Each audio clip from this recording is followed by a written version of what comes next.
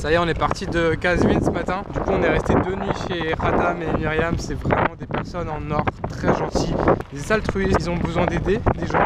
Ils se posent même pas la question en fait, parce que c'est dans leur culture. C'est comme ça. Il y a des gens qui ont besoin d'aide, ils les aident et ils réfléchissent pas. C'est comme ça. En dehors de ça, c'est des personnes qu'on a vraiment très appréciées. Et du coup, là, on est paumé. Ah merde. On est vraiment paumé. Du coup, il nous reste plus que 150 km avant Téhéran. À Téhéran, on va rester quelques semaines. Ça fait longtemps qu'on ne s'est pas arrêté une grande période.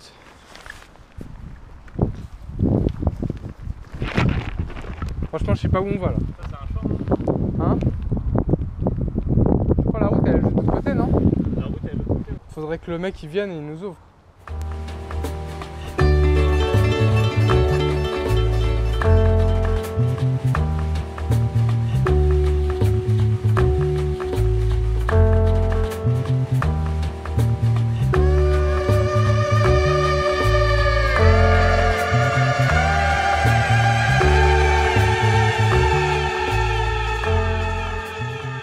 Il nous reste une journée de route pour aller à Téhéran. Demain on arrive à Téhéran. On va élu domicile entre 3 autoroutes. Là on peut dire qu'on est vraiment des clochards.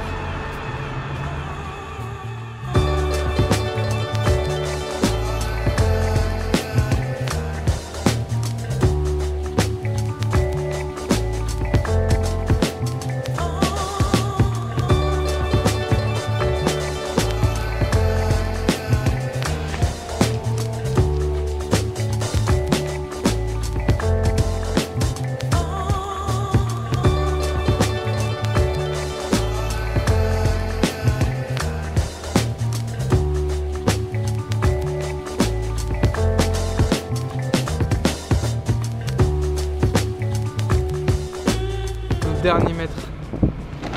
Au bout de cette rue là, c'est fini. On arrive à 7000 km à peu près entre Paris et Téhéran. See you in Iran. Café, hôtel. Une auberge qu'on nous a recommandée. On va voir ça tout de suite. Ça y est les amis, on est à Téhéran depuis quelques jours. On s'est installé dans une auberge qui s'appelle See You in Iran. Franchement, elle est très mignonne, très charmante. Là, je suis dans la salle commune. Ça se voit que c'est un endroit qui fait passer des voyageurs. Là, chaque voyageur a mis sa petite étiquette avec son pays d'origine, son histoire. Et on peut voir qu'il y a beaucoup de voyageurs qui viennent finalement d'Europe et principalement de France et d'Allemagne.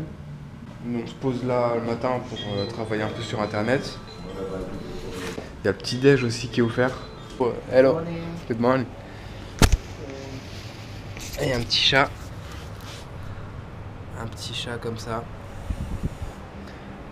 Ça c'est une ancienne piscine. Et c'est devenu une salle de réunion. Je pense que je peux filmer une seconde. Voilà. Ça c'était une piscine avant. Et puis maintenant c'est leur salle de réunion tranquille. C'est une auberge, c'est un café, c'est un restaurant. Mais c'est pas que ça. Ils sont vraiment impliqués dans la vie de Téhéran, que ce soit associatif, artistique. Ils ont aussi un groupe Facebook de plus de 100 000 personnes. Et en fait, ils se relaient à travailler sur ce groupe Facebook dans lequel ils partagent toutes sortes d'informations sur le voyage en Iran, pour essayer de donner envie justement aux gens de venir visiter ce pays, parce que dans les pays occidentaux en général on a une mauvaise image de ce pays, alors que ça n'a rien à voir avec ce qu'on peut voir à la télé. Vraiment, il n'y a pas de mots en fait, c'est vraiment antinomique, je crois que ça serait le bon terme. Et justement c'est bien qu'il y ait ce genre de groupe pour diffuser un peu la vraie information, l'information du terrain. Il y a pas mal de voyageurs aussi qui échangent leurs bons plans, les trucs à voir, à faire. En description le lien si ça vous intéresse. Ça fait un petit peu recyclage quoi. Une demi-baignoire. Là il y a un petit coin calme. Je pense que l'été ça doit être vraiment bien de se poser là. Là il fait un petit peu froid, alors c'est pas évident, mais franchement le coin est vraiment top. Voilà, nos vélos. Je vous fais le tour de visite parce que franchement cette guest house elle vaut le coup, elle est vraiment bien. Ça fait longtemps qu'on n'a pas été aussi bien, aussi posé. Après là on est en basse saison, du coup il n'y a pas beaucoup de monde. On est tout seul dans la chambre.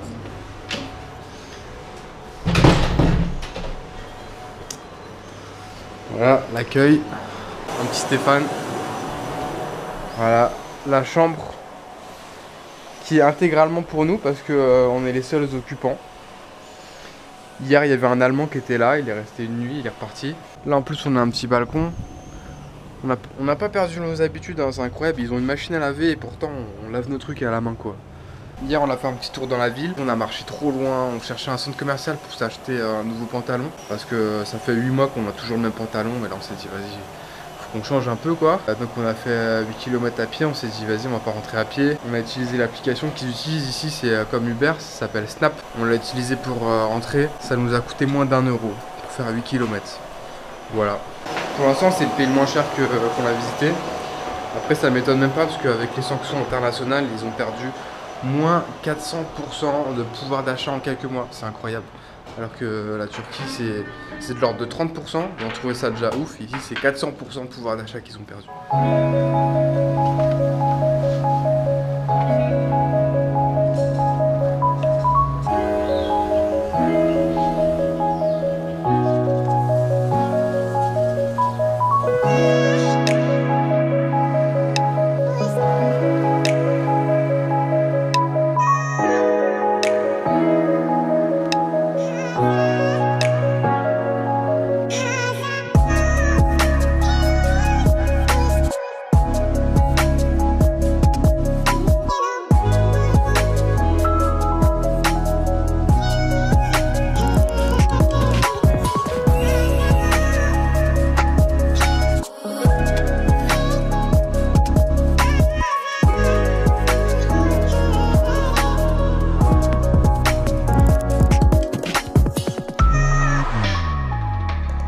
Je viens de visiter le château de Nyazalon. Alors il est extrêmement beau, comme vous avez pu voir avec les images. Par contre, je ne sais rien de l'histoire parce que toutes les descriptions sont écrites en perse. Du coup, je ne sais pas de quoi il s'agit. Et ce qui est marrant, c'est qu'il y a beaucoup de choses qui ont été importées de France, des meubles, des peintures, plein d'objets. J'ai même vu de la céramique qui a été faite à l'effigie de la famille de Napoléon. Je pense que la personne qui vivait là devait apprécier énormément la France.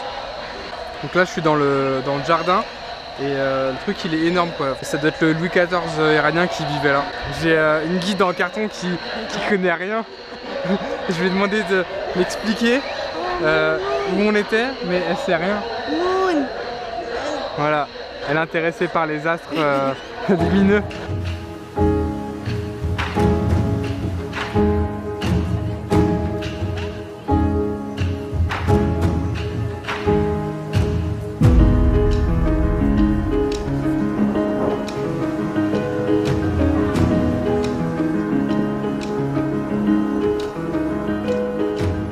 Aujourd'hui, on est au nord de Téhéran et on se balade dans les montagnes. Alors je sais pas si on va arriver jusqu'en haut, mais notre mission c'est d'essayer de faire du drone quoi, pour avoir une vue de Téhéran assez sympathique. Voilà la montagne qu'on doit escalader, enfin qu'on doit monter.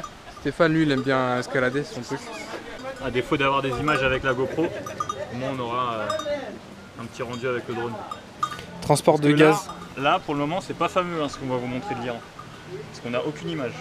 Si on en a plein mais c'est par bout quoi. Alors on filme pas des fois parce que je vous avoue que c'est relou de filmer à la GoPro parce que ça donne pas envie même de faire de la sortir, faire des belles images et tout. On sait que les images vont pas être top, le son va pas être top, ça donne pas envie. Et puis bon ça fait 8 mois qu'on filme et je pense qu'on a aussi besoin d'une petite pause cinématographique. Je pense que vous pouvez le comprendre. Je suis désolé, ça va manquer un peu d'image de Téhéran. On aurait vu ça dans un autre pays, on aurait posé nos tentes vers là, on aurait mis là.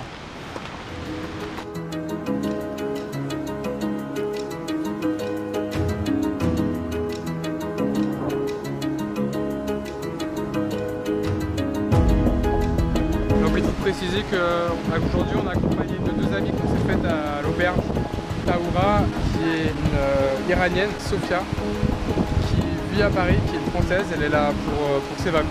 Voilà.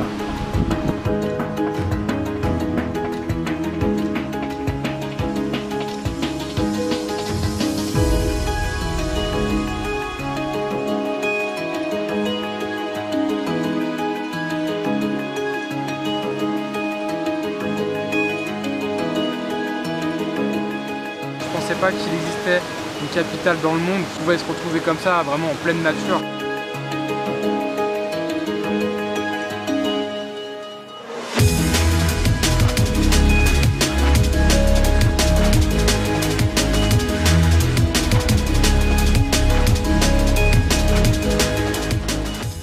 Alors ce qui se passe c'est juste complètement incroyable. On vient de rencontrer un Français qui vient aussi du coup de France, de La Rochelle à vélo. Et on croise ici à Téhéran. C'est ouf. Ah ouais, du riz.